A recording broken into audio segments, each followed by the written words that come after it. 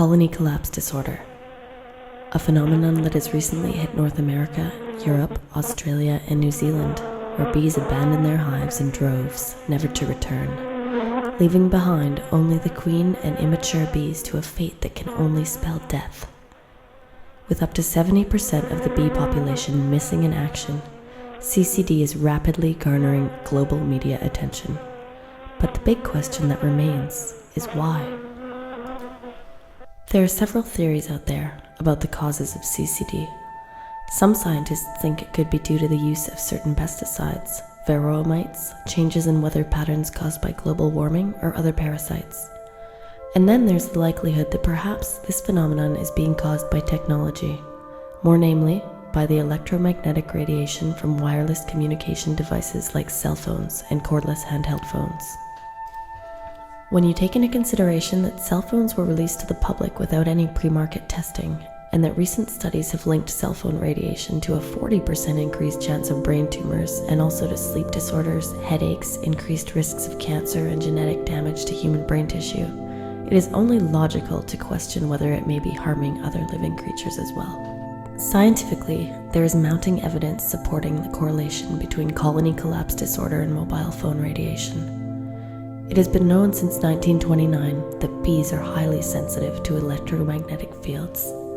They use the Earth's magnetic field to navigate and to communicate how to find food through their waggle dance on the honeycomb, and are thus extremely sensitive to variance in magnetic fields. Their waggle dance generates electromagnetic signals with a modulation frequency between 180 and 250 Hz.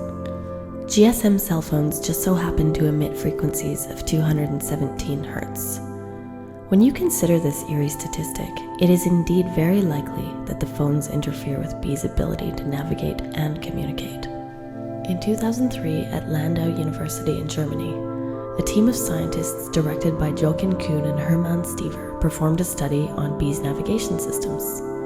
They took 8 mini hives, each with approximately 8,000 bees, and placed digital enhanced cordless telecommunications, or cordless phone base stations, into the bases of 4 of the hives, which perpetually gave off radiation. They then placed the other 4 hives further away so that their level of exposure was minimal by comparison. Bees from different hives were marked with different colored dots and released 800 meters away from their respective hives after 5 days exposure or non-exposure to the DECT radiation.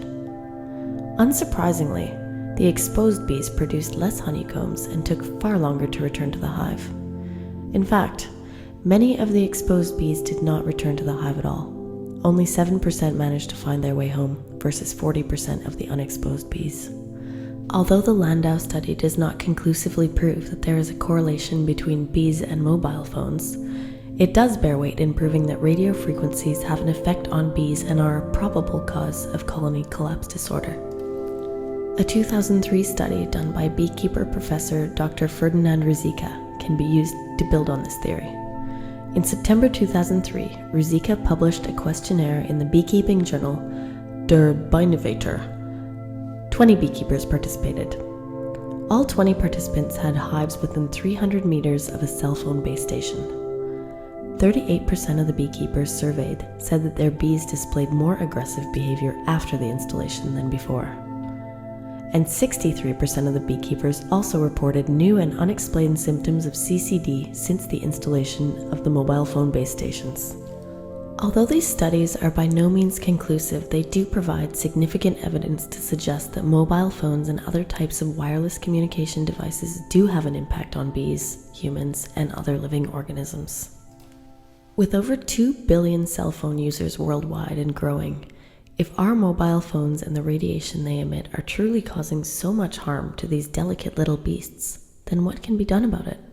Given the highly evolved technical and habitual nature of communications in today's society, it is doubtful that people will suddenly ditch their cell phones, even if there is undeniable evidence to prove that they could be life-threatening. Albert Einstein theorized that if the bees were to go extinct, man would only have 4 years of life left. Could this be a sign that Mother Nature has been stretched to her limits and that technology is truly causing irreversible damage that could potentially destroy the cycle of life on this planet? Possibly.